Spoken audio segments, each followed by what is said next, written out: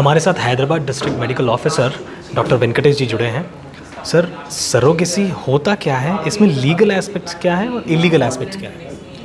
Actually surrogacy जो बच्चे नहीं हो रहे कपल्स, उसको मेडिकल इंडिकेशंस है, बच्चे होने का चांस नहीं है, कोई एक आदमी के पेरेंट्स से एक आदमी को भी मेडिकल बच्चे होने का चांसेस नहीं है, तो they will come for surrogacy. होता क्या है सर इस प्रोसेस में? सरोगेसी मीन्स क्या है, अभी दिस इज 2022 के पहले there was no act. Actually government of India Telangana 2022 में एक्ट बनाया। देन क्या करा, जो बच्चे नहीं हैं वो बच्चे वुमन है, उसको बच्चे होने का चांसेस नहीं है, then she will get another woman sis which is biologically related to them, उसको बुला के अगर if she is willing for that, then this woman sperm embryo they will transfer into that pregnant woman's uterus.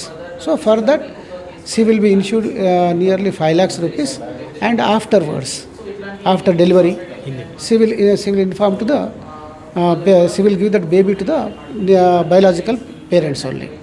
So ऐसा वो woman कुछ right नहीं रहता उसको, एंड उसके जो खर्चा हो रहा है वो लोग बेयर करते हैं। तो इस केस में कैसे आपको पता चला कि इलीगल सरोगेसी हो रहा है?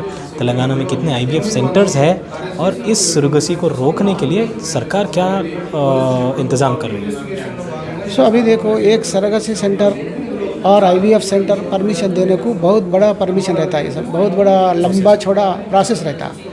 ये प्रोसेस देखे तो first they should apply to the government of India, then apply करने के बाद वहाँ से एक प्रोफार्मा आता है, उसको फिलअप करना, फिलअप करके सर्टेन DD चार्जेस रहते हैं, उसको फिलअप करके स्टेट गवर्नमेंट को अप्लाई करना। After applying that they will get the permission. So then it is whether it is level 1, level 2 और surrogacy 1. So basing on that they will get the permission. Before getting the permission, the team will go to the center. वो team चले जाता है, वो team देखता है, gynaecologist, embryologist पूरे लेकर कैसा है सेंटर, वो पूरा देखता है। देखने के बाद उसको परमिशन देते हैं। अगर it is eligible they will give the permission, if it is not eligible तो वो परमिशन नहीं देते। तो तेलंगाना में कितने ऐसे सेंटर्स हैं और इन पर रोक लगाने के लिए क्या अभी तो हैदराबाद में 158 सेंटर्स है पूरे मिलाकर, ART बैंक्स और level 1, level 2 सरोगेसी सेंटर पूरे मिला के 150। हैदराबाद में 150 है। तेलंगाना के बारे में तो मैं नहीं बोल सकता हूँ, क्योंकि हैदराबाद बारे में मैं बोल सकता हूँ। बट इस केस में गवर्नमेंट डॉक्टर्स का इन्वॉल्वमेंट भी बताया जा रहा है। इसमें जो लोग इसमें आरोपी है उसमें डॉक्टर्स भी इन्वॉल्व है, तो उसको लेकर ये केस में गवर्नमेंट डॉक्टर का इन्फ्लुएंस नहीं है, मगर वो डॉक्टर दूसरे केसों में माइनर OT प्रोसीजर्स में आके काम कर रहे हैं बोल के मालूम पड़ा। कौन है डॉक्टर, कहाँ पर काम करते हैं? नहीं, वो डॉक्टर का ऑलरेडी पता हुआ है मैडम, तो आपको पता हुआ है। वो डॉक्टर उसको सरेंडर भी ले लिया है, उसको क्वेश्चन करने जा रहे हैं। तो सरकार की तरफ से इस चीज़ को रोकने के लिए क्या आगे कार्यशाली? आगे डेफिनेटली विल प्लान है, हम प्लान करेंगे, क्योंकि ऐसा पब्लिक को चीटिंग करना सही नहीं रहता। जो हम वेरीफाई भी करेंगे, कर सेंटर्स है, हमारे लोग आ जाएंगे, डॉक्टर्स भी जाएंगे। हम थोड़ा ज़्यादा PSC लोगों को भी बोल रहे हैं, कहाँ सेंटर है तो हमको बताओ। अगर आपको भी कोई सेंटर ऐसा है तो हमको बताओ, और आम जनता भी बता सकते, क्योंकि कुछ है ऐसा बोल तो just we have the toll free number also. अगर वो टोल फ्री नंबर को कॉल करें तो हम वहाँ जाके ये करेंगे। ओके, धन्यवाद सर हमसे बातचीत करने के लिए। तो ये थे DMHO Hyderabad district medical officer doctor Venkatesh. Hyderabad शहर के नॉर्थ जोन पुलिस के गोपालपुरम पुलिस स्टेशन में एक मेजर रैकेट, इलीगल सरोगेसी का रैकेट बर्स्ट किया है। हमारे साथ बातचीत करने के लिए नॉर्थ जोन DCP रश्मि मैडम जुड़ी हैं। मैडम, ये एक रेगुलर प्रैक्टिस माना जाता है सरोगेसी, इसमें इलीगल तरीके से कैसा ऑपरेट करते हैं लोग? कि इस केस जो रजिस्टर किया है इसमें कितने लोगों को पकड़ा गया है? इसमें कई सारे डॉक्टर भी शामिल हैं, उन पर भी केस रजिस्टर किया गया है, तो उस पर बताइए। सो ये सरोगेसी पहली बात तो रेगुलर नहीं है, कमर्शियल सरोगेसी अलाउड नहीं है इंडियन लॉज के हिसाब से। Only altruistic surrogacy, that is कोई स्पेसिफिक कंडीशन सेटिस्फाई करना चाहिए कपल को, और उनकी जो फैमिली मेम्बर्स हैं उनमें से ही किसी को, known persons without money transactions, ऐसे ही सरोगेसीज अलाउड है एज़ पर द लॉ, और उसके लिए भी स्पेसिफिक इस्टेब्लिशमेंट्स में ही अलाउड है। So surrogacy is not a regular practice, it's actually it is suppose to be a rare practice.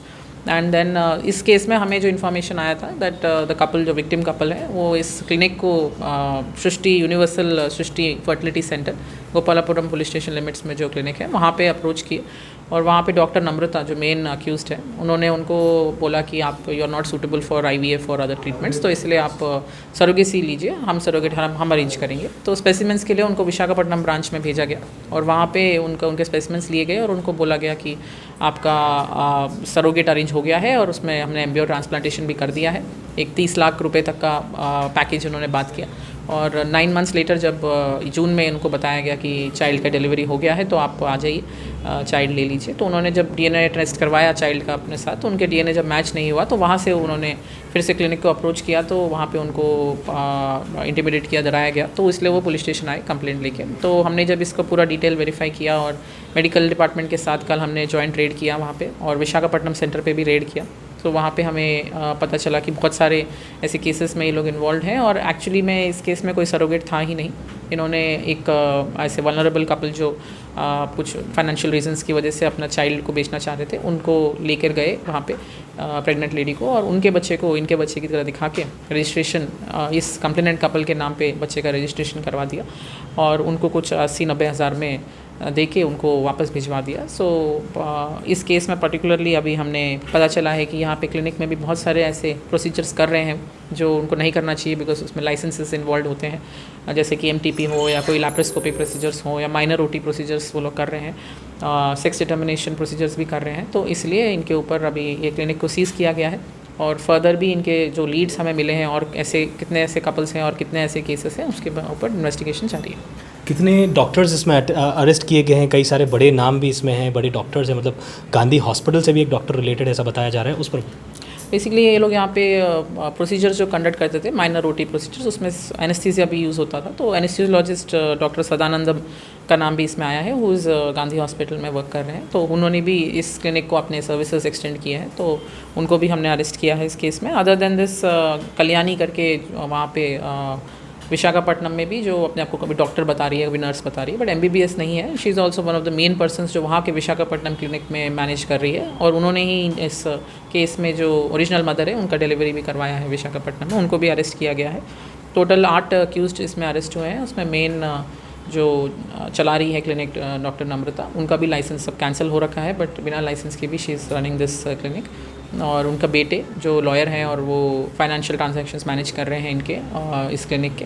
और अदर देन दिस वहाँ पे उस सेंटर में जो एम्ब्रियोलॉजिस्ट हैं और बाकी टेक्नीशियंस हैं, टोटल 8 अक्यूज्ड हैं इस केस में, including the original mother and father. Thank you. धन्यवाद मैडम, मुझसे बातचीत करने के लिए। तो ये थे नॉर्थ जोन DCP रश्मि मैडम। कैमरा पर्सन नासिर के साथ अब्दुल बशीर, हैदराबाद।